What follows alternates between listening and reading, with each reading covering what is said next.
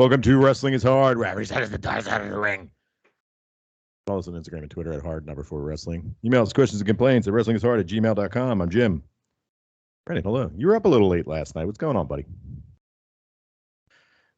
Up late, up early. I don't know. I guess both. I'm in All of the them? stage of unemployment where I'm just sleeping in like 3 or 4 hour increments throughout a 24-hour schedule. So I messaged you at like 5 a.m. I saw you responded, and I was like, well, I could be up for the day. If you guys are, I don't know what time you guys get up. We could do this pretty early.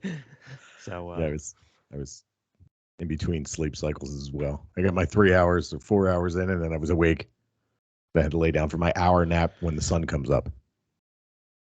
yeah, Then I I took think another hour nap. Now I'm gassed. Go ahead. I think it's time that I stop pretending like falling asleep with the TV on casually is like a good way for me to get rest, and I think I need to go the other way and go full like storm sounds, eye mask, complete chamber, lock it down, because I just end up sitting on my phone and sleeping in like small increments while I get EMF poisoning or whatever. My fucking phone next to my head.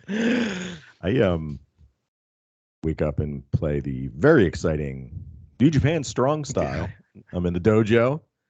Was training Ryusuke Taguchi. And in a weird chain of events, I wrestled Ryusuke Taguchi. I had 2 Ryusuke Taguchis going on. Very exciting stuff. So you're full rise and grind mode. You rise and get right to the good dojo. Just get right to the dojo, working out. There you go. That's what I do.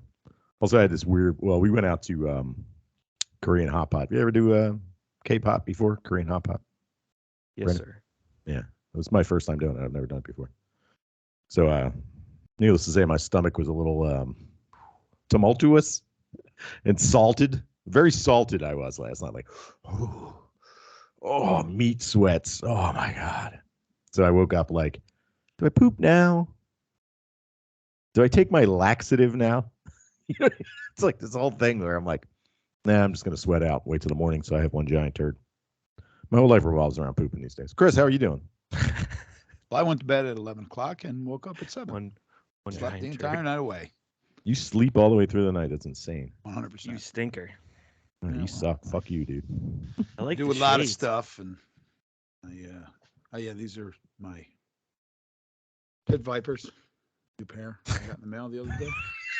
In case any sun wants to get in the sides in my basement, I got some blockage. Let me ask you: is the case- brand in Pit case, Viper, or I'm you doing just something called them a exciting, pit? I got Oh, he's some- got a croak. I got some Woo! hangage. Nice. No, is the brand Pit Viper, or you just call them your Pit Vipers? No, that's the brand. Oh, You can okay, actually kind of see it there. I can't see it At at the top. Got my new Yuki Arai shirt on though. There you go. The packages just keep coming in. The mailman's like, Dude, they never what is stop. going on at the Lardani house? Hey, man, I think I don't do drugs, so I got lots of expendable. I don't drink Yeah. or do drugs, so Yeah. And we don't go out too often, so we have to mention that we did go to the Pet Shop Boys in the Order this weekend. Yeah, go ahead. And You it talk about was the fucking greatest concert I think I've ever been to. And I've seen Bowie and Duran Duran at the Electric Factory, and this was better. Could be recency bias, but also I was like 24 or 5 when I saw the other 2 shows. Lack of appreciation when you're younger. Yeah, but fuck. We're it was worried about what the amazing. girls' butts look like. Less worried I'm about always worried about what the girls' Oh, butts look like. the But, biker girl that with in the the pants past. dancing the whole The leather time. pants girl, she was Couldn't she dance was worth a shit. shimmying and Man, she was could shaking not- that ass. I'll tell you. She was shaking her ass and not meeting the tempo. Yeah, at all. She was She was just nothing. like that sex beat pot meant dancing. nothing. Yep. And then that was just like when we saw Roxy Music, and there was a woman in front that was like sex pot dancing to. If anyone's familiar with Roxy Music or Brian Ferry, not really a sex pot dancing kind of singer. Very No. melodic and slow, and you're not gonna that. At one point, she was dancing like a crab. She was doing a crab dance. Like we were watching at Roxy Music, I was there as well, and we were watching her go, and there was multiple people in our section that were laughing their asses off at her dancing because we were in the balcony, you could see down. But at one point, I would start saying like, "This is a gimmick. She's doing this. She's doing this to make somebody laugh. Like this is either somebody's videotaping her and she's putting it on YouTube later or something. Like this is a joke." And then I saw this guy that she was with who was in fucking hysterics while she was doing the crab dance. He was laughing his ass off. Then she got gassed out, and two of them laughed a bunch. That was great. She was highly entertaining. I appreciate that kind of dance. That type of enthusiasm. I got to ask you guys. Yo. So this is a world that I know nothing of. I saw some videos you guys posted. Man Center looks packed. Dude. I tried to listen to this. Hold on one second. Let me get through this. Go ahead. Quick. Yeah, finish. Go ahead. I'm sorry. I tried to listen to this. This is like 80s UK pop.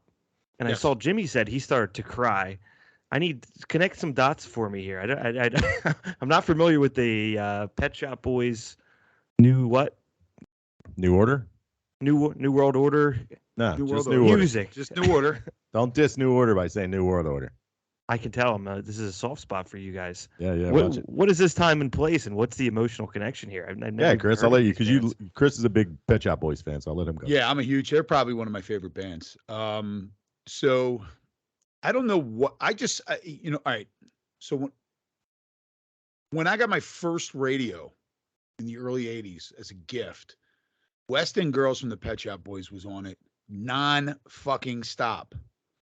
So the Pet Shop Boys were a big like synth pop duo. I think they started in like '81, but they had just kind of been a soundtrack to everything for my entire childhood. They were always around. They got, I don't know how many albums they have, and they have a hit, at least one massive hit or big hit, I should say, off of every album. I'm a fan of 80s new wave music, so it fits right into my wheelhouse. Once I realized that hardcore bands have no talent, I still like them, but they really have no talent. And I got older, I started morphing more into a fan of 80s like synth pop and new wave music. Just that I've heard those songs so many times on the radio, and then to finally see it live was a big fucking deal.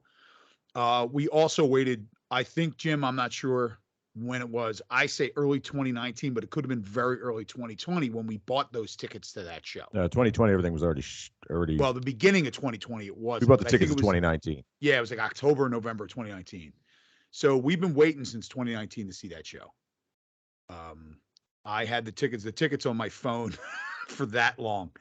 But yeah, so I mean, and on top of the fact that they, being in the business that, working like, I guess adjacent or I guess you could call it, doing security for all those shows for so long and going to a lot of shows, seeing every different kind of music you can possibly see. I always have an appreciation for somebody who knows what they're doing and does it like a professional. And look, I can't stand the Dropkick Murphys. I don't like them.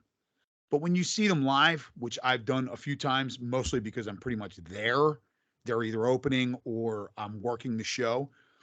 You don't, everybody knows you go to a concert and sometimes you see an opening band, and it's a fucking slog and you can't wait for it to be over.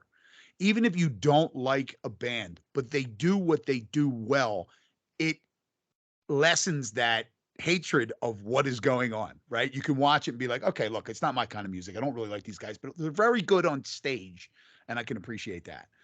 But both bands had their shit fucking together. And they're just, the Pet Shop Boys New Order as well, fucking iconic. So, I mean, I can't speak. Jim can speak to it more than I can. I've only been to 2 shows in the actual amphitheater at the Man. I've only been to shows. They have a venue in the back on the field, which is just basically a stand-up. The Skyline, it's called. Skyline stage. It's just a stage. It's general. Everything's general admission.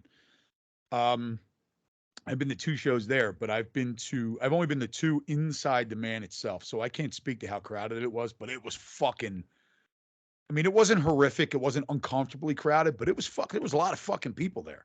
It took us forever to get in, and we got there early, and it was a 30-minute wait or a 40-minute wait almost to get into the building. So yeah, same here. And I showed up an hour later than you did.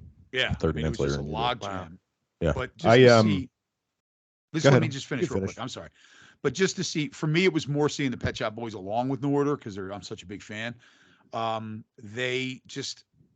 delivery, the way that they do it, and how iconic it is, and how the fact that Neil Tennant, who's the singer for the Pet Shop Boys, only 2 guys, Neil Tennant, Chris Lowe. Neil Tennant, who's the singer, still sounds like he did in 1982, which was fucking amazing. And then you add the stage presentation, which made it extremely like gave it an additional like level of power, for lack of a better way to put it. Go ahead, Jim. I'm sorry. Yeah, no, it's okay. It's if you're listening at home and I sound like I'm interrupting people, it's kind of my job. I'm sorry. I apologize if I do. We were on the other side of the spectrum. My wife and I, we were there to see New Order. Pet Shop Boys are cool and all. New Order was who we went to go see. New Order, Brandon, you might not know this. Maybe listeners don't know this. New Order was a direct evolution from the band Joy Division. When Ian Curtis died, they were working on an album when he died. They created New Order. Ceremony, the first album, I believe it's the first LP. I don't remember. The first album from New Order it's a Joy Division album, but it's now New Order. So it's got a different sound, but it still has the same emotional, I guess, resonance as Joy Division did.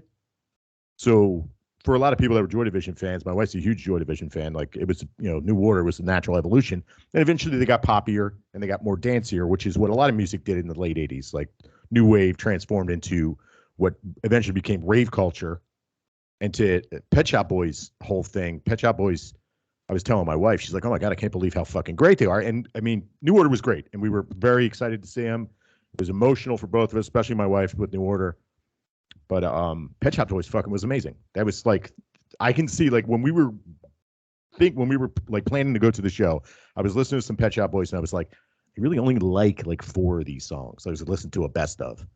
It's like I really like 4 of them. Some of them are good, but like I really, really like 4 of them. But man, I was like kind of questioning because during the tour they were bouncing and they were alternating who was headlining. And my wife and I were both like, I mean, no offense to Pet Shop Boys fans, but we were like, I hope Pet Shop Boys is opening. I don't want to end the night on Pet Shop Boys. Dude, they were fucking amazing. They looked great. They were fantastic. And the whole show top to bottom was amazing. It was worth the wait. I wish we had gotten it in 2020, but shit happened. Also, I've been to a couple of shows on the lawn at the Man. This is it was insanely packed. I don't know what happened and why it was so packed. Plus, we were expecting rain. The weather had been saying rain for 3 days. It ended up holding off until the very end of the show. People ran like fucking like rats out of a sinking ship when it started raining. Man, we were thinking like, oh man, if it was raining with that many people on it was jam packed. Like you were single, like you were next to each other on top of people on the lawn, which is unheard of. And man, if it was raining, it would have been a fucking nightmare. Like that hill was a little slippery just with a little moisture from earlier in the day. But man, it would have been a fucking disaster. Okay, Chris. Yeah, I was going to add. So what you were saying, I mean, if this boils it down to a picture, AC/DC wrote Back in Black for Bon Scott, and he died. It's the same. The same transition. Right. But first of all, let me just point out a fact that it started to rain at the end. I was obsessed with the weather all week and all day. And when it started raining at, I guess, I don't know what time, it was during the Eagles game because I was at work. So we're talking sometime before 4, could have been. And I'm looking at the radar on my phone. Oh, look, it's going to stop. It's going to stop. It's going to stop. And then I realized, wait, here's a good thing. They stopped the Phillies game.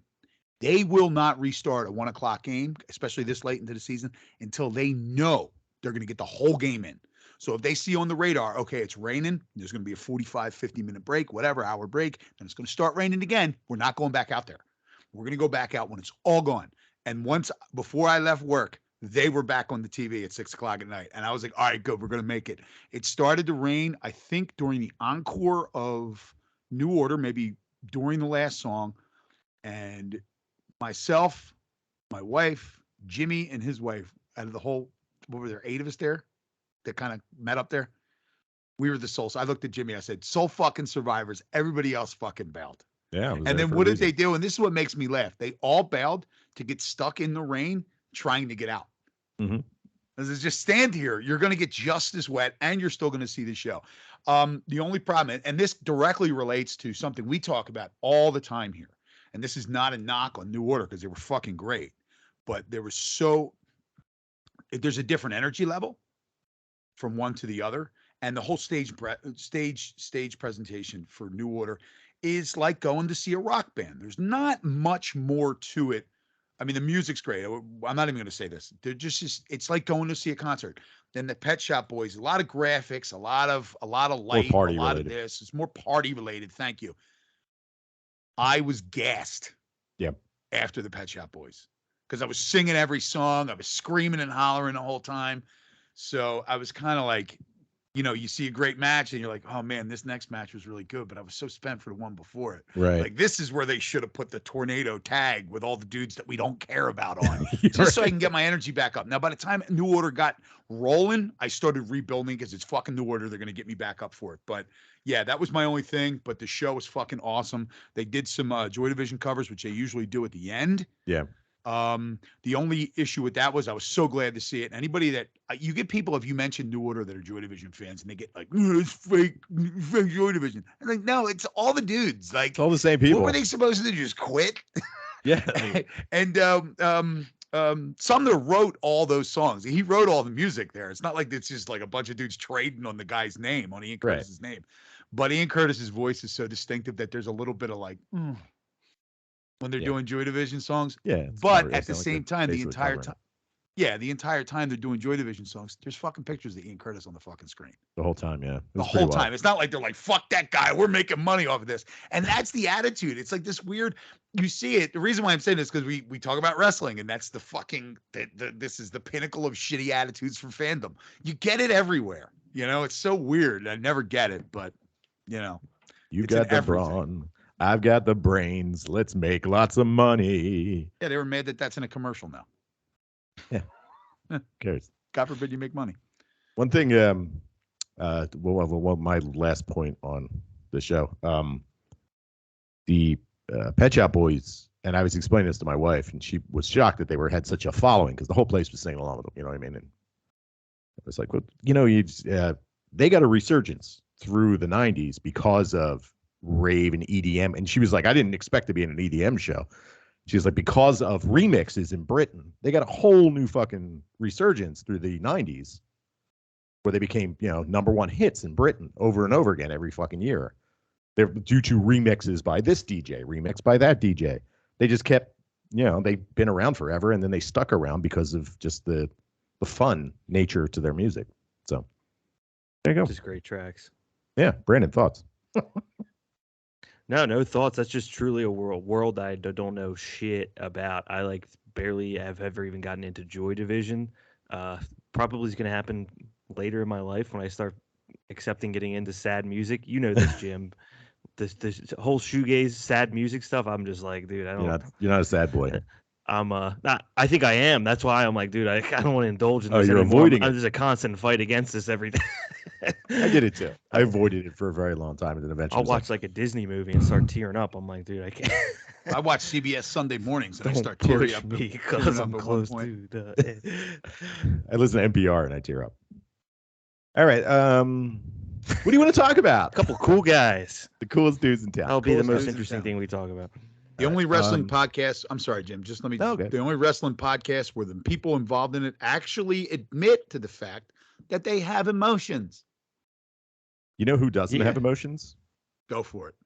People criticizing Malakai Black for leaving. So last night, Oh no. this wasn't on the old schedule because I didn't put one out this week because I was kind of not feeling it. Malakai Black went on Instagram Live last night. So and he went on a little bit of a rant. And I'm going to run down some of the stuff he said. You ready for this? You guys can chime. Brandon, I'll go to you as soon as I'm done reading off these real cool things. Number one, his contract was not 5 years long, as reported by Dirt Sheets. He tells everyone not to trust the media as they are not telling the truth and only want clicks. Yeah, no shit. I don't know why you people listen. He has received death threats from AEW fans. He has not left AEW. He's just taken some time off. He says the Dirt Sheeps do not care about anyone's mental health and won't own up to posting lies on the internet. He won't be on social media. He's decided this is his last chance at social media for now. He's going to take some time off. So there's no conspiracy to any of it. He's just taking some time off. That's a quote. He said, you'll see me right with AEW. That's also a quote. And he is not a fan of the AEW versus WWE thing, which we are not. Also, we're not. Anybody listening to this knows we're not part of that. We criticize AEW nonstop. We stopped watching WWE not because we love AEW so much. It's just it's that much worse. And he basically said, if it doesn't come out of his own mouth, it's not true. Brandon, thoughts?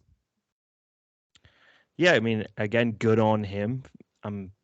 It sucks that he has to go this far, and like the guy should just be able to leave and do what he wants with himself. But impressive that he, in whatever mental state that he's in, has the energy to clear all of this stuff up and take the time to himself. I think that's the most important thing.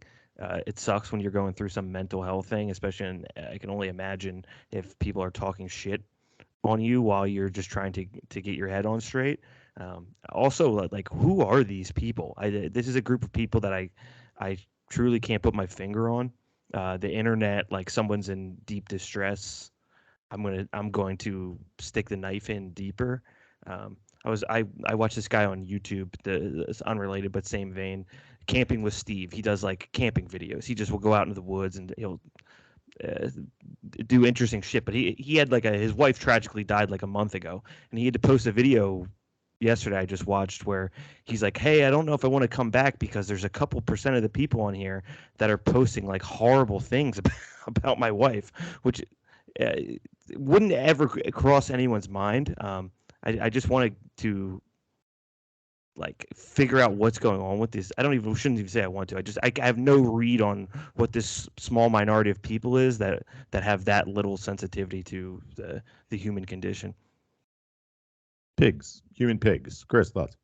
Yeah, I don't even know what to add to what Brandon just said. It's fucking good for him. I don't know how it might have been. I would assume, hopefully, it would be a little cathartic to be able to finally come out and say, "Hey, look, these guys are liars." We all know that if you believe that they have any kind of kernel of truth, then like just the simple fact that we know that the Young Bucks named a move after Meltzer, and Meltzer, it has nothing to do with the fact, like Meltzer's complete constant adulation of the Young Bucks has nothing to do with the fact that they had named a move after him. And like, if you can't draw these parallels, I don't know, there's no helping you. Right. So, yeah, I mean, I would assume that something like that would be pretty cathartic, right? Get it off your chest, probably help this man. He might be in a position in which he, with AEW, with the when you're working for a company, any company, what you say and what you do in social media can adversely affect your status of employment. I mean, everybody, if you work for any company, is going to tell you that, right? If you work in a corporate situation, what you post can get you fired. Now, I don't know if it would be to that degree, but they might be being told, like, just stay off even commenting about these writers. Or maybe it's just something that they always did in the business. If you acknowledge it, then it makes it real. So let's just pretend it's not happening. So I would assume, just being in the mental state that he had said that Malakai Black had said that he was in, just being able to finally be out and say, hey, look, these guys are all lying, I would assume would probably help that state, even if it's just a little bit. So most likely something that he needed to do for himself. And we could all take a page from his book and get the fuck off of social media. I mean, I actually made a concerted effort to curate my social media so it's all wrestling, jiu-jitsu, toys, and dogs. And that's all I get. That's all I fucking get.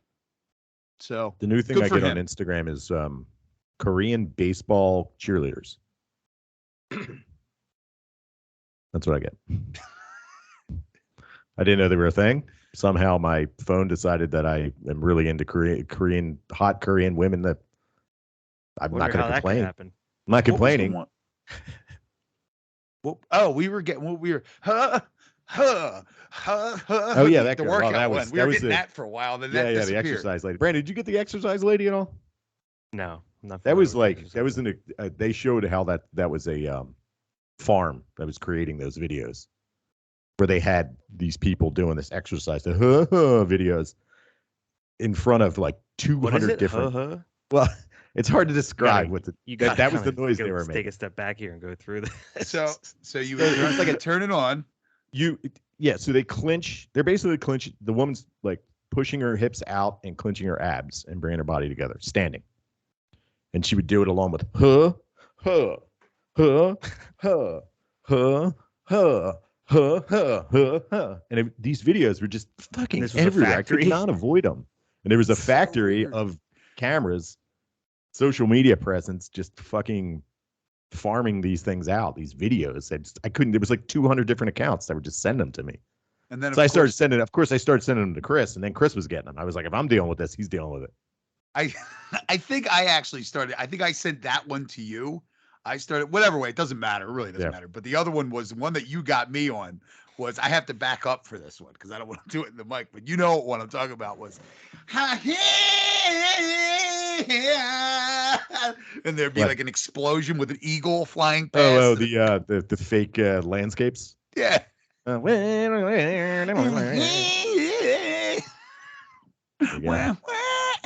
then every once in a while, I'll still get one from Jim, and I just respond, "No." The work account. The work all account of gets this them. shit. I don't really check the reels on the work account. I just kind of post and run away.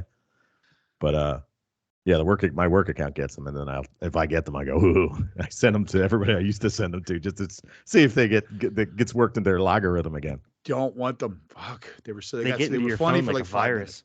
They do. You can't get rid of them. Mm-hmm. I mean, I'm not complaining about the hot ladies. No. I'm like, keep them coming. You can curate it. It's Yeah. really not that difficult. Cheerleaders. Yeah. Like people talk about the algorithm. Mhm. And the algorithm and the algorithm. The algorithm actually fucking works if you do put the slightest bit of effort into it. Yeah. Right. So mine's, like I said, puppies and dogs acting silly and jujitsu and toys and wrestling. Right. And that's it. Mine's all because I follow 150,000 Japanese women wrestlers. So like, I know what this guy likes. Mm-hmm. Ladies of Asian descent. Like, come on, man. I'm not complaining, but I'll take a big ass any day. I want big ass vids. Send me big ass vids. I have no problem. I got them for you too, Jim. Yeah. Girls working out with giant butts. Bring it on. I don't want to say it on the air, but muscles and giant butts. Give it to me, baby. That's what I want. Anyway, also Buddy Murphy, the guy with the coolest name in professional wrestling. He was Dirt Sheet said that he was leaving as well, and he's already said that it was lies. The only guy who hasn't said it's not lies yet is Andrade. And after watching years of him now, it's been 2 years, I think, of him in AEW. I totally understand why he'd want to leave. I don't know what the fuck's going on with him in that company. All right, final thoughts on this leaving bullshit, Bram? No, I don't think I have anything else. I mean, this is just an eternal fucking part of the business, I guess. This like dirt sheet thing that was going on. I remember my mom would bring home when I was a kid. This guy she worked with, Brian, that was like a adult wrestling fan, would get the actual like paper dirt sheets, and you could read like what's going on behind the scenes. And I signed up for PWI. I'm getting the hard copy. Yeah, that's right. House. That's right. I'm We pretty talked stoked about on this. it. I bought a year subscription. It was like fucking $60. It's nothing. We'll get monthly entertainment out of it. We'll have a little section where I read the crap. I'll read through the dirt sheets.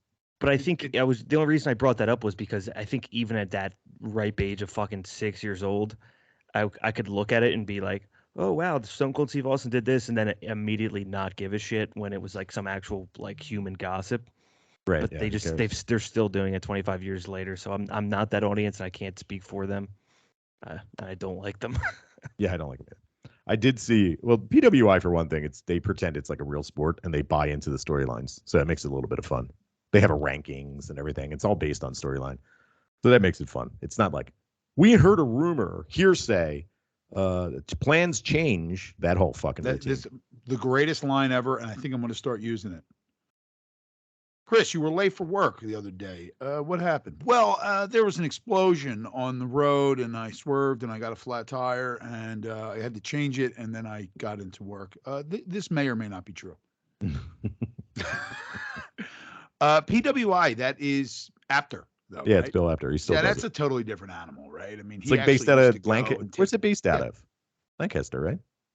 He's a PA guy. Yeah, Lehigh Valley or Lancaster. I forget where he's from. I got a picture. I got a text from a woman I knew, a customer at the bar, like on a Tuesday afternoon. Do you know who Bill Apter is? And I said, yeah, he's the wrestling guy. She's like, he's in my office. I guess he's friends with my boss. He won't stop offering me stale chocolate-covered Twizzlers.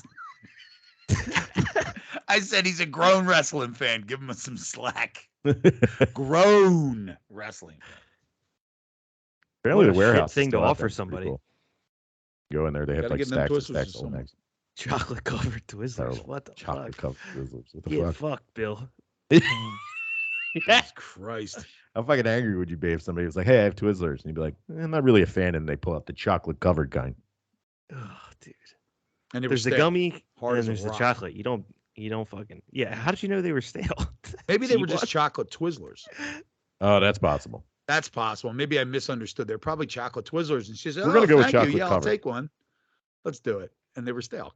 They fucking break. You ever have a stale Twizzler? Or Dude, stale Twizzlers are red disgusting. vine? Oh, God. They're like Twizzlers plastic. are fucking disgusting.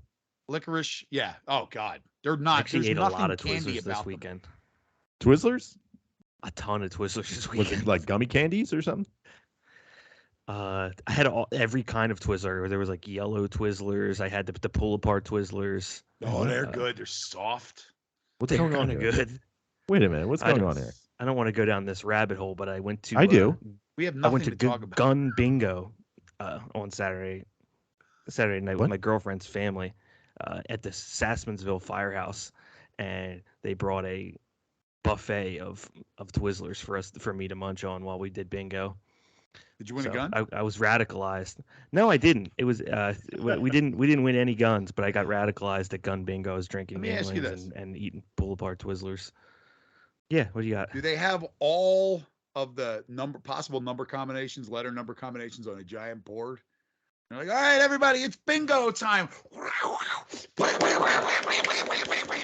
And then they're like, I-60. Just randomly twirling. It's pretty close to that. Yeah. Cow flop bingo. They fire a bullet up in the air, and where it lands on the cow flop bingo board on the football field is pretty thick. I think I realized the reason I don't like guns is just the price of them, because when they were like free, I'm like, that is a pretty sweet gun. Yeah. I would take that gun. Yeah. So yeah, I I was would at go gun downstairs with bingo. all my toys if I want a gun. Be like, yeah, let me go put this down here There in you this go. place where nothing moves. All right, let's talk about AEW. It was Grand Slam, Dynamite Grand Slam. It's hyped up. The crowd was excited. They were excited for the Ring of Honor World Championship. Claudio Castagnoli was defeated by Chris Jericho. A very bizarre booking decision. I don't know what this is all about, but whatever. Brandon, thoughts? Yeah, first of all, the place looked sick. The crowd looked huge.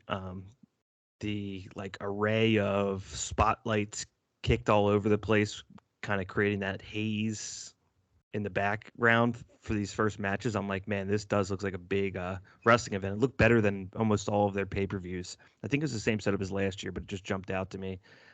This first match itself, they lead off with Jericho. Speaking about getting radicalized, I can't speak rationally about this guy anymore. It's like he comes out, the place is fucking screaming that shitty song again, even though he's supposed to be a bad guy. I'm like, man, this guy's just got everybody in a stranglehold. I got to give him a shout out. I was just shitting on the Ring of Honor belt and how meaningless it is to me a week or two ago, and now Chris Jericho has it. And there's places you can go with this. Yeah. Could Bryan Danielson take it off of him? Does Daniel Garcia get it off of him? Like, okay, we turned nothing into something here. So match itself, whatever. We get the Claudio Castagnoli big spin. Mm-hmm. Doesn't really get old. It's pretty much all I got. Chris? So it was funny when I was watching this match. I said to myself, this is the only thing you could possibly do to make this title relevant is put it on Jericho. He's the only person in the company that could do that. Yeah. Because he's, I'm not even saying it. He's fun to watch. He's good at what he does. And he beat the shit out of Carrie Silken. So Yeah, what else was could great. you fucking want? Oh, from man, that was match? so, It like, was so good. backyard That sold wrestling it right looking. there. That was like so- when we did backyard wrestling, and the guy who ran it's dad came down, and we would work him into angles and beat him up. Oh, he had the cane. Yeah, He had the no, cane. it's Came down with the cane. Your old man is so. Your son is so ugly. We start like dissing him and then beat his dad up. That's exactly what it looked like. This was great. It was great. He was great. Timeless. He was getting beat up and he was going, "You're an asshole." to Jericho. Well, He's so good. He's got like one leg and a fused neck. Like he's got to be really careful with sucking. I think. And the other thing is that there could possibly it's quite possible that Arthur Ashe Stadium is the best stadium to do wrestling in the country. It looks really fucking cool. It's a big decent size. It's got to be like 20,000 around that 18, 17,000 size. You know, like typical indoor sports arena, big city indoor sports arena size, all focused on a rectangle in the middle of it. Yeah, we talked about this. It's created perfectly. It's created perfectly. So it's so sick. This was good. I like this. I thought this was a good idea because, like we were talking about, Brandon, you'd hit the nail on the head. It was like fucking Toys R Us inside of Macy's, a dead brand inside of something else that people kind of care about. And holy shit, what was the capacity? Point? Is almost 24,000 people. Yeah. Well, it's a U.S. Open. It's fucking huge, right? It's huge. So go ahead, you only do it once a year. No, it's fine. You only do it once a year, and it's that one day is bigger than any hockey or basketball game. So, yeah, this was great. I loved it. A great move for this belt. Perfect person has it now. You can do so much with it, and move on. Yeah, I said it was. Go ahead. I'm sorry. Go ahead. You can finish. I don't give a shit. Is it those lights? Like I was trying to figure it out, but it creates that visual, like the Hulk Hogan, Andre the Giant, where it's like dark, but then there's just pure bright white spotlight haze where you can't really even see anybody at all in the crowd. I don't know what it is, but that's you just focus don't on the see tennis that court, I guess. You're like, whoa, this looks so much cooler than the regular Dynamite. Mm. It's like the Lakers, like when the Lakers play, and it's like they turn all the lights out in the seats, so it looks like a show. Just some shit just looks better. Go ahead, sorry. Yeah. WWE went into that showing the crowd in red and blue and having the lights on the crowd and seeing the crowd because it's the WWE universe. They've been doing that forever now. I do not like it. I never did. I'm a big WCW used to have bright ass fucking lights too in the stadium. Like it seemed like they had every light on in the stadium when they had shit. You could see they everything. did. It's the sign fucking era when the sign showed up. But I'm a big fan of. I think they did it best in the recent area. The best way they did it in the recent era it was one of the NXT. It was two of the NXT takeovers. It was Dallas for WrestleMania and the England takeover London, where WrestleMania, and this is Triple H.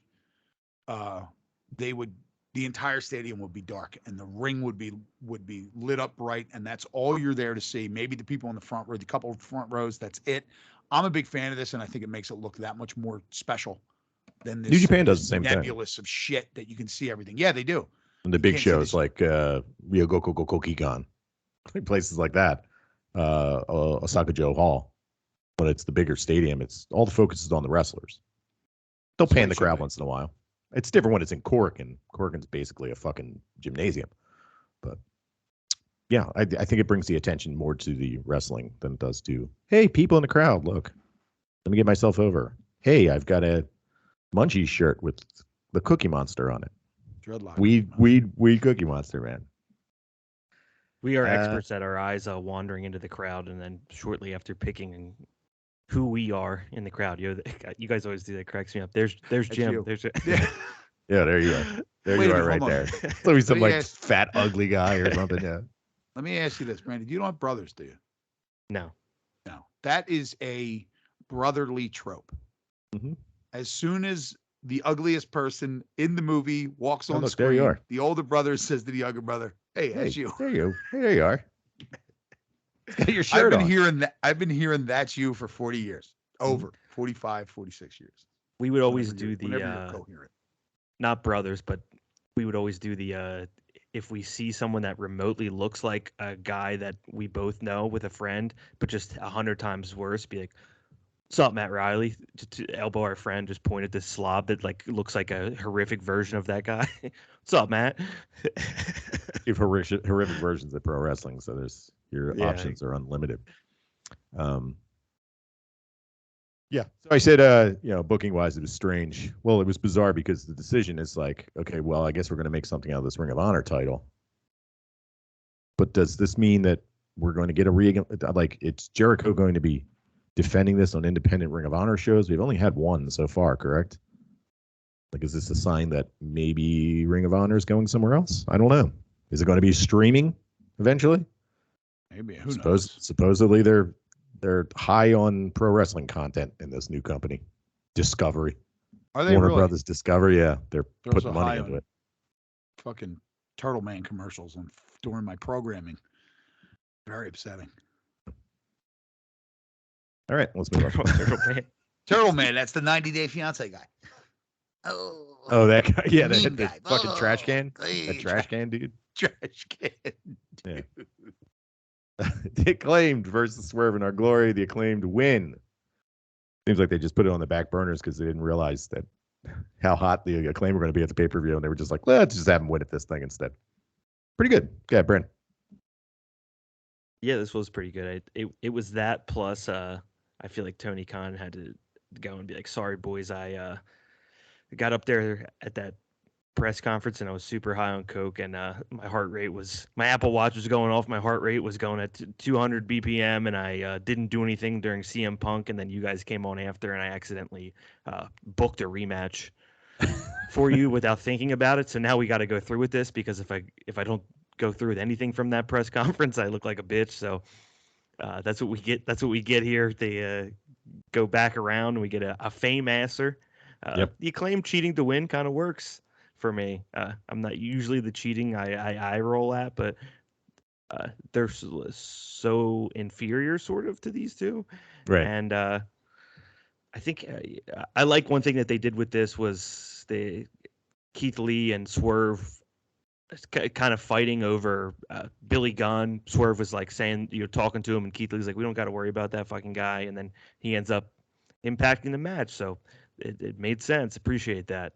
I think hopefully he goes somewhere with Swerve Scott from here. I think he's been really good in these tag matches, and I would like to see more from him.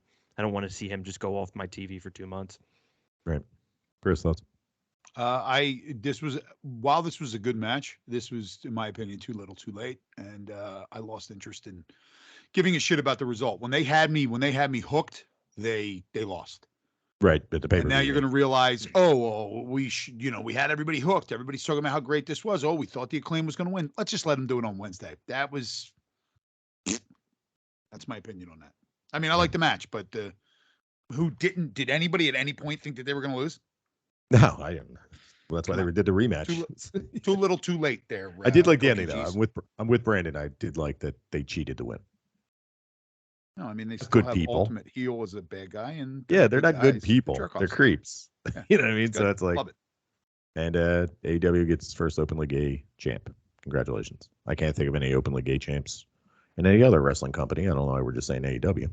Pat Patterson, he won the Intercontinental Championship in. It wasn't open. He wasn't out. Until many years later. Yeah. AEW All Atlantic Championship, Pac versus Orange Cassidy. Brandon, what you got? Oh, geez, kind of a weird one. It was almost silent in there when I was watching this on TV in the middle of it. I don't know. Orange Cassidy seems pretty stuck where he's at this point. It hasn't really developed much over 2 years. I didn't, going back to rolling my eyes at cheating. Pac to me is kind of in that Daniel or Bryan Danielson vein of like sort of noble, and they will lose because of that. But him having to cheat against a guy who wrestles with his hands in his pockets, I was like, what the fuck is this? I mean, there were some parts of this that I did enjoy, though. I liked when he went up for the Black Arrow and Orange Cassidy just stuck his feet up. That was pretty good. Yeah. Orange Cassidy very, very entertaining. I just don't see, like you said, I don't see where he's going. It's kind of the guy that loses. I think he's like a good dude, and like all the little clips I see behind the scenes of him, I'd like him as a guy, but when he's out there, it's just like right down the middle, 5 out of 10. Yeah, he ain't winning anything. That's the thing. Chris, thoughts? So, it's when you said that, Orange Cassidy's kind of in a box with what he does, but he's so fucking creative inside that box. So you got to give him credit there. I think Brandon, I think you're wrong I think if your fucking nickname is the Bastard, you do whatever the fuck you want to win. I think that's perfectly within character of that guy. His whole character is he's a nasty, miserable cunt. So, I disagree with you there. I think cheating to win would definitely be up the alley of somebody whose nickname is the Bastard. There you go. I think that's valid. Yeah. Unless he doesn't know who his father is. I think that what guy doesn't have a dad, so now he's a piece of shit. What do you think? True story. True story. Anything else? No. Okay. Interim women's title. This was the interim. Thought I got screwed up. Toni Storm versus Athena versus Serena Deeb. Oh, right. Britt Baker was there too. Brandon, thoughts? Very going through the motions here. Right? It's 9:00, and here they come to run through what they practiced. Didn't get much of a rise out of me. Chris? I found out something interesting. Jim, do you know where Serena Deeb got her name? No. She's named after the mouse shadow of the second moon. Oh, like Muad'Dib? Yeah, like Serena Muad'Dib. Yeah. Yeah, I don't care. I sent you guys that picture of Athena. She's awesome. I hate you because you don't like her. She's not awesome. She's a mess. She's so fucking great. She's a mess. She's a mess. I love it. She acts like no human being acts. I love it. Over dramatization. And once again, we see the realism on why some of these people don't make it in WWE. They do the thing that Vince hates, which is fucking cartoony reactions to things. Yeah, it's just so bad. It's so bad. And she's sloppy. How about Britt Baker not tucking when she was getting slammed and smashed her fucking nose? Well, then there's also Britt Baker. Britt Baker doing it there, man. Come on. Britt Baker, this is something I noticed. Britt Baker has given us multiple. She gets her nose busted all the time. Yeah, that's her gimmick now. That's her gimmick. Bleeding. It's not because she's so tough and she works through it. No, it's because she is a fucking oaf. Right? She's clumsy. She's clumsy. Like. I mean, listen, one of the most popular wrestlers in the history of professional wrestling, John Cena, is considered one of the most clumsy guys there is out there. He's oafish. Oafish block moving around the ring. It's not, but she was definitely miscast in the role of the fourth star in that ring. You got people doing like fucking chain stuff together, working 3 on 1, 2 on 1, 2 on 2 versus 1 versus 2, doing all these like complicated things in the ring, and then you got her coming in and just super kicking and fucking sling blading. Big ass fucking feet hurts. But more importantly, huge pop. Go ahead. It's not like she's busting her nose to like elbows to the face. It's just like if you keep bleeding on DDTs, that's on you. Dude, you got to get close to the body, man. You got to keep your body close to the other person's body when you're getting slammed. Like, how long is it doing? Your head was flopping around like a fucking like a bobblehead. And then like the internet being so smart, it's like Athena's very dangerous and she injured Britt Baker. It's like, her head was all over the fucking place on that slam. You got to tuck that shit in. Go just watch them. We're experts. We watch Stardom. Go ahead, Chris. How long is it before she just gets thrown into the ropes and comes, or just gets in the ring? Ladies and gentlemen, Britt Baker, and she trips and fucking smashes her face on the ground. I mean, she's so fucking. At one point, I think it was Toni Storm in the beginning of the match. She went to kick her and she stuck her leg up. Toni Storm had to reach down and grab her leg and pull it back in. Mm-hmm. Right? I mean, she is always the worst person in the ring. Yep. She's oafish. She is. They love her. She's great on the mic. She's a great character. She's very popular. Very popular. Good for her. Mm-hmm. But let's not pretend. Let's not blame it on other. Oh, she's dangerous. You're fucking tripping and falling and smashing your face on shit. It's cool. Internet. We all do it. I don't. I never fall. And then get the bear. That's that an may or injury, may not have happened. And I after still a landed. fall. I still did a tumble and landed on my feet. Get the beer. Oh yeah, that's the story. We can tell. Kill some time here, man. Jimmy. We got time to It's kill. all about killing time. All right, so we're teenagers, right? Yeah. Yeah. Go ahead. You can tell. All right. If I remember, please correct me. First of all, we're gonna say this. Jimmy legitimately has an Achilles heel, and it's his heel. It's his ankle. He's got an ankle broken. My left ankle was like really weak. Yeah, and he's always had problems with it. So we were walking after catfishing in the middle of the night. Sorry, I don't know why I laughed so hard at you having a real Achilles heel. We were walking along the side of a side road, right? Yeah, it was a pothole. I remember it vividly. Jimmy stepped in a pothole and he fell, and all the beer went spilling out. I had a backpack full of beer. So my ankle, I twist like my ankle does a little because my ankle it doesn't do as much anymore, but it was kind of does like a little. Maybe I would twist it often. So I twisted my ankle and like had to like spin midair, kind of land on like rolling land. But as I'm in the air spinning, the backpack was open because people were reaching in, grabbing, drinking them. The beer goes flying all over the place, and as I'm in midair going down, I'm like, "Get the beer! Get the beer! Get the beer! Get the beer!" That was when I was thrown out of my house. I had to live with my girlfriend. It was a good time. Get the beer. Times.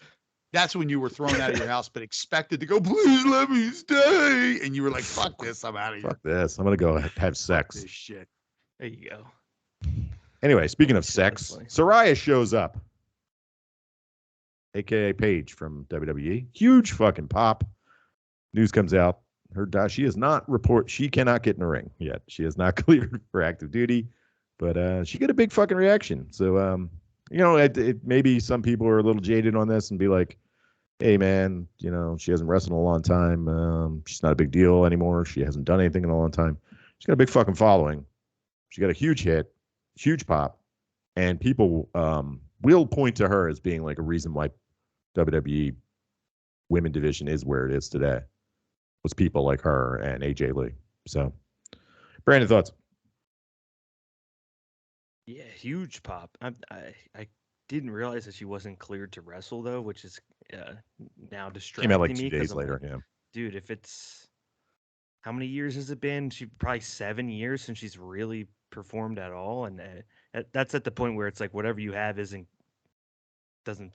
feel like it's going to get better for the long term. So I'm immediately going to like safety mode here where I'm like, fuck, please don't put we don't need to be doing this. But good for her for getting to the point where she can even come back. I mean, this was an era in WWE where I wasn't watching a ton, but I do remember her and quite the presence. So I think they tried to bring her back as a manager at some point. So they did. She was good as a manager too. There was the GM gimmick for a while, and she was a manager. Chris, thoughts? Yeah, big reaction. So if you were complaining that she doesn't belong there because other people need more, nobody else got the reaction that she did. No. So, just because you're there first doesn't mean that you deserve your spot more. You deserve more than anybody else. If they're doing a better job or they draw more money, then you're going to get shoved to the wayside. That's just the way it works, right? Yep. Yeah. If you have mediocre wide receivers on a football team and they sign a big name free agent, guess what? Yeah, you better fight for your job because you ain't going to have it.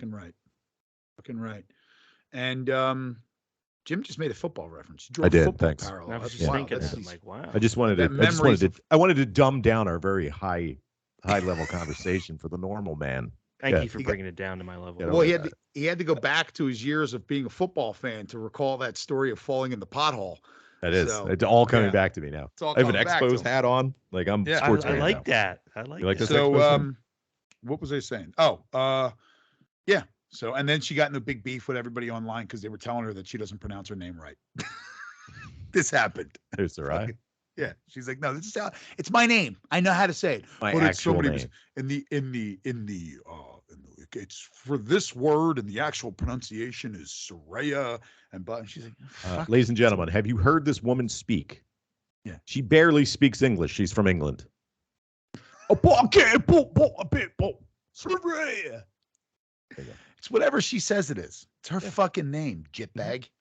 I want to be called Jit from now on instead of Jim. I'm going to be Jimmy the Jit. All right, let's move on. Yeah, good stuff. Tournament of Champions final for the AEW World Championship. Jon Moxley defeats Bryan Danielson. A little surprised, I think. I think our whole thing was going on this assumption that they were going on vacation, which we don't know if any of this is true. We just assume it.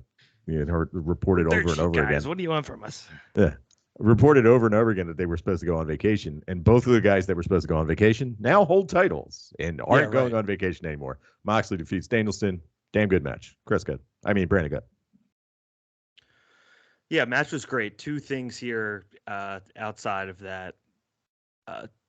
Moxley, well, a couple things, I guess. Moxley quickly racking them up. This is his third time as AEW champion. I think he's the perfect guy to keep taking it in whatever these spots are, and all of a sudden you're like, whoa, he's a fucking 9-time champ and everybody else is at 3.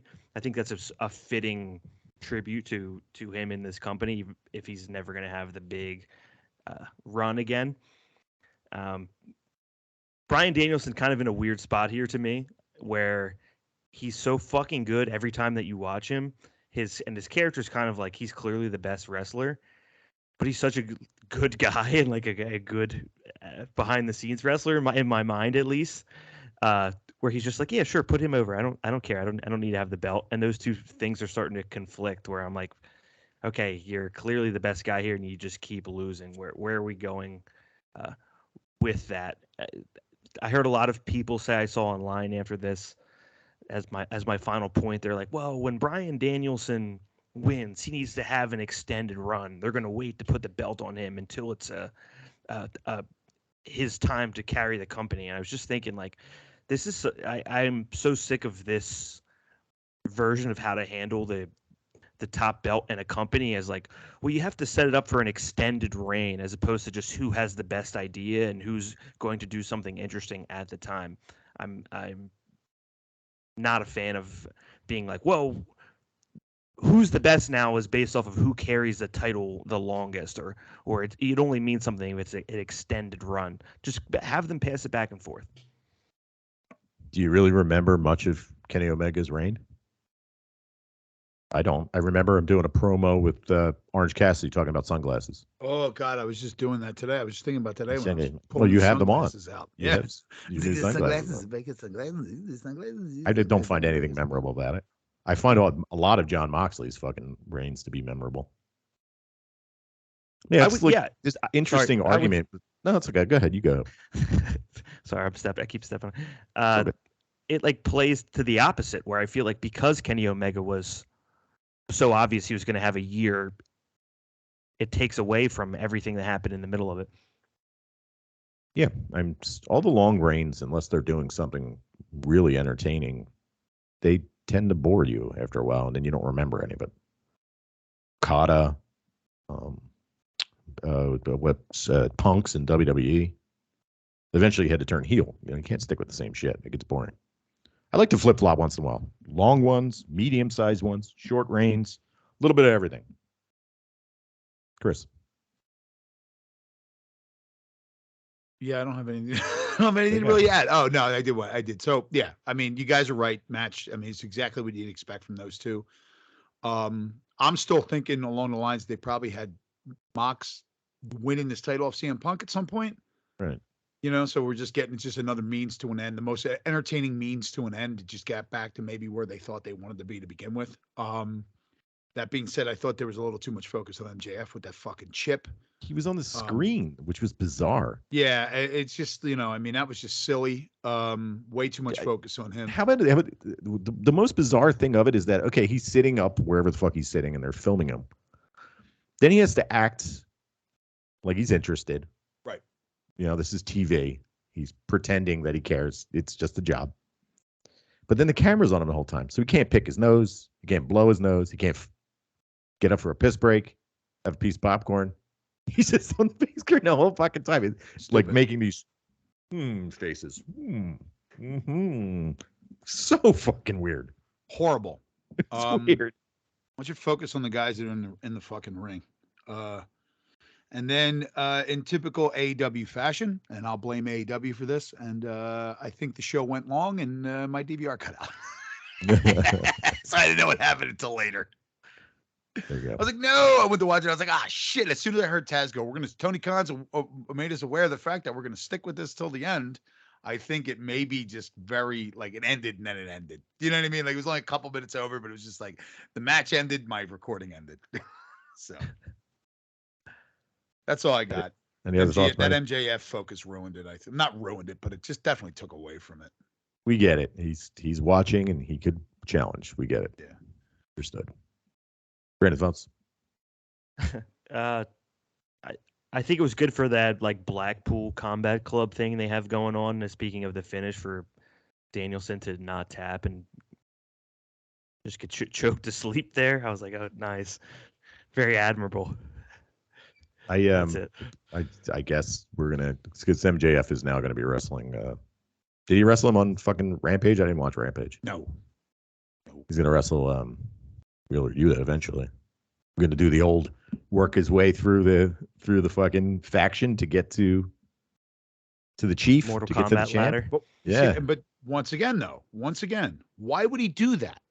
He doesn't have He doesn't to. have to. No, I know, it doesn't make any sense. Right? Like, all right, we're gonna have him wrestle everybody and cheat to win in all these matches, to get to the final boss. But it's like, no, he's got a cheat code. He doesn't need to. Well, fuck Yep. you. He went I don't into have to the wrestle any Mario went into fucking the tube. people. Right? Exactly. when the Right? sewer It's 30 pipe is guys at in the end now. Contra. Who gives a Yep. shit? Yep. And boy, fucking tough break for Wheeler Yuta there. He got posterized. He did. Put him against that guy and just have him have no point as to why he's arguing back against him. That's not a Right, good it look. was just like, that's a tough spot. I mean, I guess you got to get in these tough spots to get better, right? Yeah. Throw him out there you to the gotta bomb. lines, ladies and gentlemen. Let's see what happens. All right. Any final thoughts on? Oh yeah, Great Muta showed up. This was all a thing to get to Muta's retirement match on Rampage. Muta's all about himself. It was pretty cool. I mean, I just watched the highlight. I didn't watch the fucking whole match. Good. I do have something to say. There's something I noticed about it. Talking about people working within boxes, Sting. Sting has essentially been the same since the 90s. Yeah, little switch ups. Little switch ups here and there. But he's like, he was blonde haired Sting in the 80s and early 90s. Crow Sting. And probably was very concerned about merch sales and being a babyface and making money. So he never really varied his character. And then he was Crow Sting. And he's essentially, other than Joker Sting, is pretty, and fucking the one where he's in the suit and no makeup in TNA. What was that one? That was Ric Flair's, Main Event Mafia, not Fortune. Main Event Faction. Mafia. Main Event Mafia. But and Joker Sting. There was, and Joker Sting, but there wasn't a lot of character work. Like even when he's handcuffed and he knows Muta's coming in, he's laughing. Yeah. Like he knows Buddy's gonna get it. He doesn't give a shit. He's just in the fucking, like in what was it, Casino Royale, where he's got him handcuffed and he's beating his nuts with the hose. Mm-hmm. And fucking he's just sitting there fucking laughing at him. He's getting hit in the dick. That was Muta. That was Sting. Like he knows that the fucking Great Muta's coming. He was laughing. I thought it was good work. I think I say it every week. I can't say it enough. Everything Sting's done since he's been in AEW has been fucking tremendous. It's been fun for a guy that just barely talks. And I think he took a table bump on another table bump on. Good. He's a hardcore guy now. I like it. Well, think about this. You're going to get thrown off the top rope onto the concrete. Isn't the table bump safer if you hit the table? Yeah. Right? He's probably like, I'll take like people are like, oh, I went through a table. Probably better. It's probably better not to do any of it. But take a back bump on the fucking concrete. Bump on the table. The table fuking slows you down. Then you hit the concrete. Taking it. And Julia Hart almost died. Julia Hart almost died. Almost died.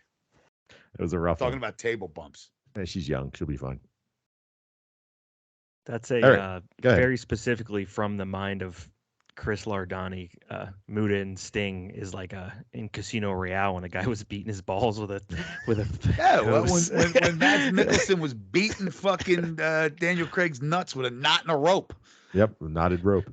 Muta, and I was gonna say Muta is like as big as the room that he's in is. I've had a couple unique experiences with the Great Muta the last couple of years where he came out at MSG and I never saw Jimmy so excited in his life and we were like, holy shit. I didn't even really know who he was at the point. And then we see him shortly after at 2300 Arena and he's like very welded together hips and we're like, oh god, yeah. there's Muta. Then he comes out again on TNT and we're like, oh shit, like he really works for whatever room that he's in, for better or worse. Right. But he's getting paid probably. You don't want to look at him under a microscope. No, he tried doing that handspring in Noah 2 years ago, and he fell on his fucking head, dude. Yeah, this is a retirement tour, and they were saying like, well, who's one of the guys he's going to face? And, my head, I was thinking like, I bet you Sting goes over to Noah and works a match, and he's going to. Good. Oh, is he? Yeah.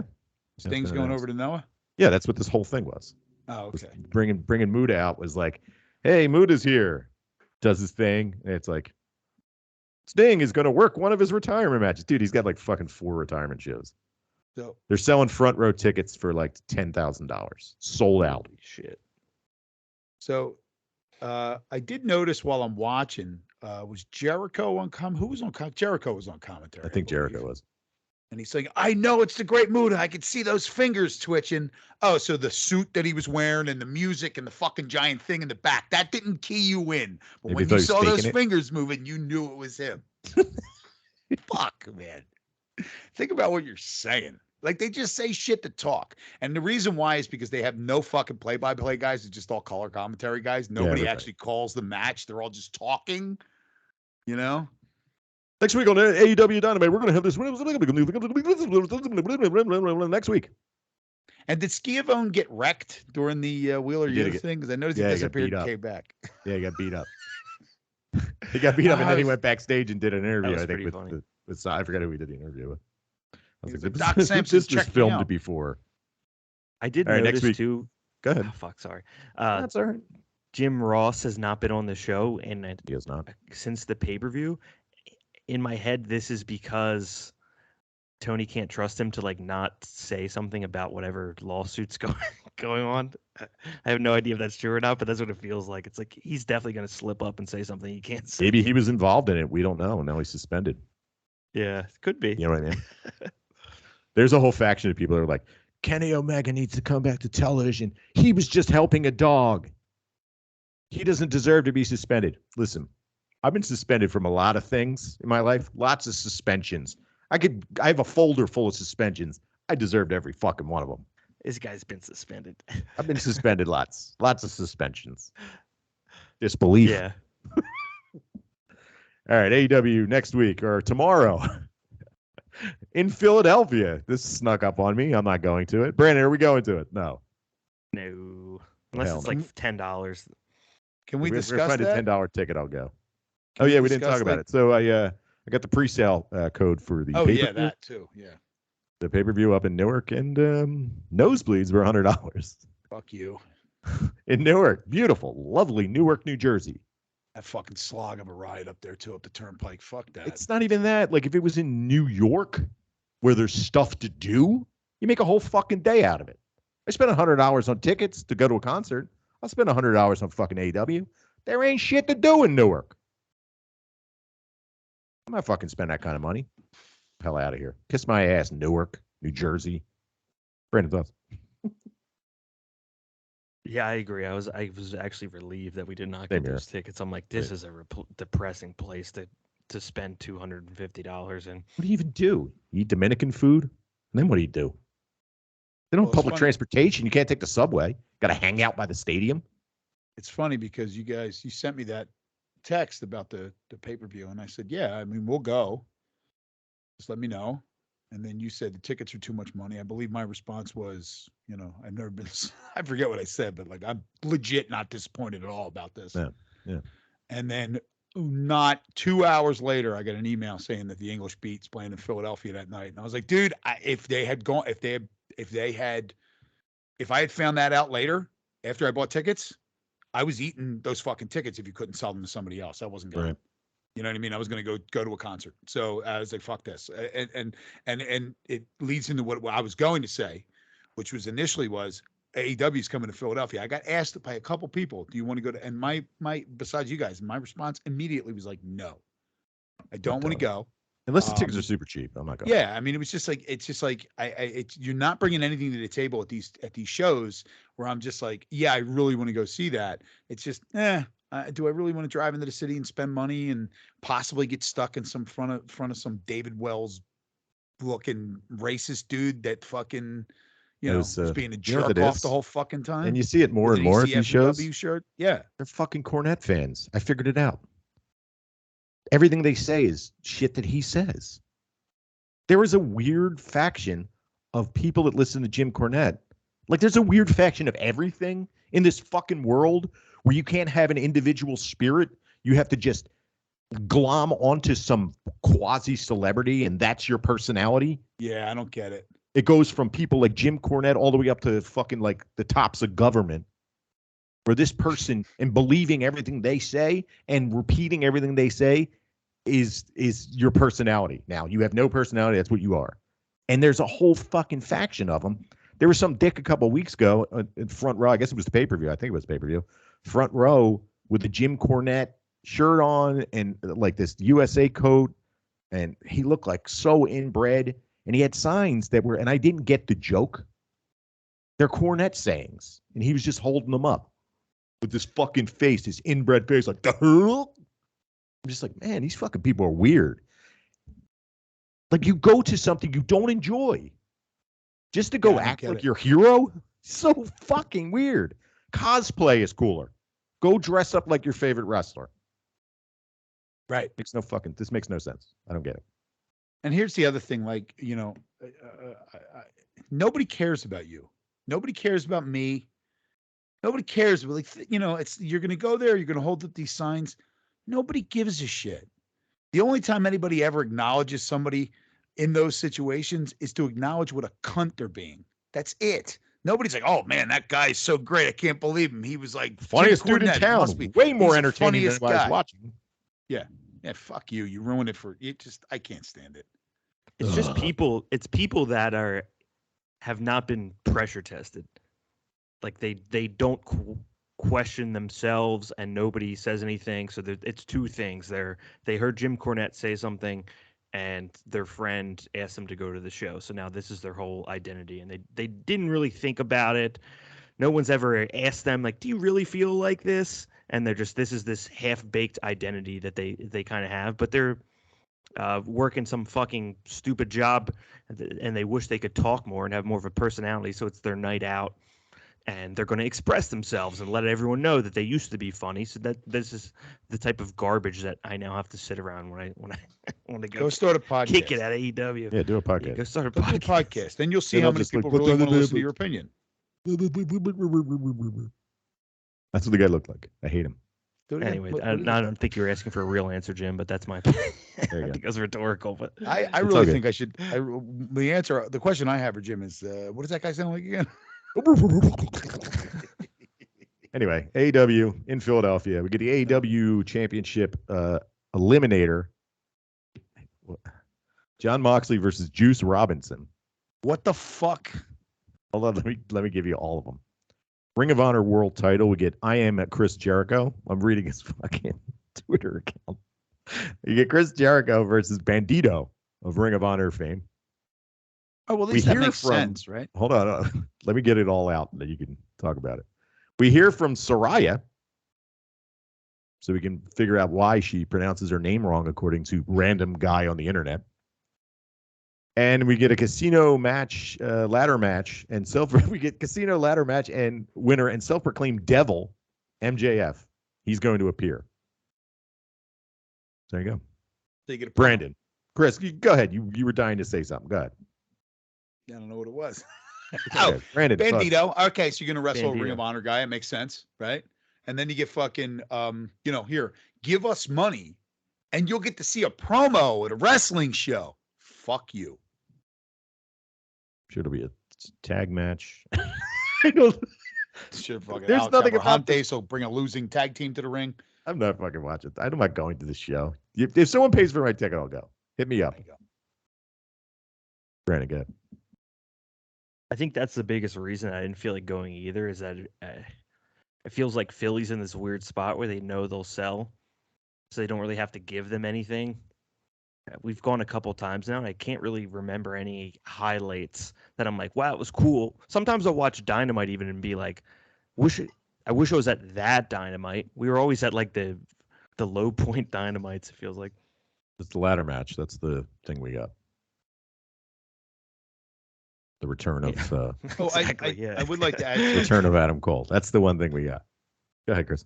I would like to add something. Action Bronson wrestled, and it was great. Oh, he did. That's right. Yes. Fuck, I forgot about that. Yes, he did. He was great. Power slams all over the place. Yep. Kept it simple. Not a big fan of Action Bronson's music, but I'm a big fan he's good. of action. But I'm a big fan of him as a human being. Right. You know what I mean? So I'm a big was fan. great. He's one of those guys that all of his good music is not on Spotify. So Right. if you listen to him on Spotify, you're like, this isn't that interesting. Yeah. But he used to put out a bunch of like mixtapes. Ron Simmons is a good song by him, wrestling related. But dude, those fucking skull tattoos, the top of the skull, back of the skull, he looks fucking awesome. I he hope he does. keeps showing up. And he's Stumpy little guy taking- that he is.